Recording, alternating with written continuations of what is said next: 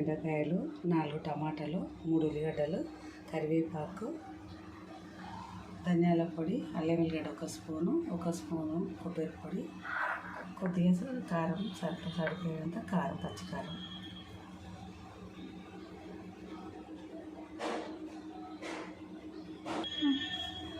First బెండకాయలు కొంచెము వేపుకోవాలి.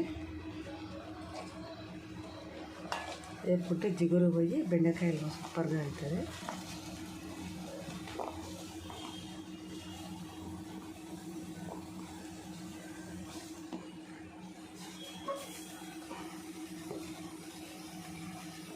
కొంచెం వేపుకోవాలి బెండకాయ. వేపుకుంటే దీంట్లో ఉన్న వగరు అనేది పోతుంది.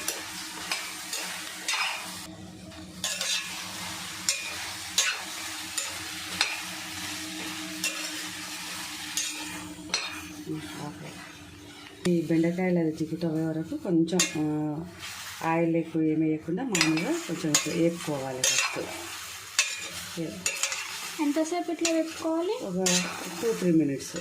ఇది బెండకాయ పైన ఉన్నటువంటి జిగుట అనేది వేసుకుంటే అది మొత్తం కంప్లీట్గా పోయింది. ఇప్పుడు పక్కకి పెట్టేసుకోవాలి. ఇది ఇంకా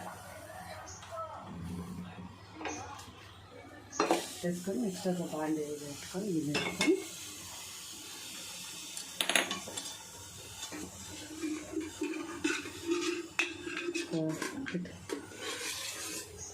ఇట్లా 2 స్పూన్ల ఆయిల్ వేసుకోవాలి.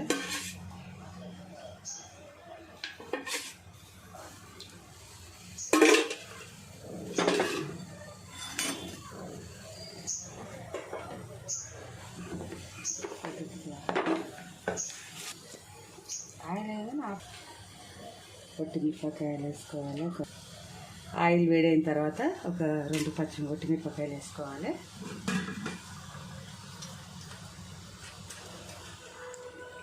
కొద్దిగా జీలకర్ర,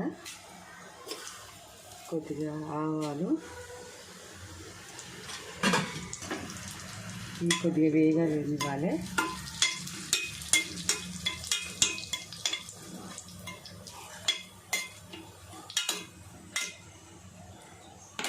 వేగిన తర్వాత కరివేపాకు,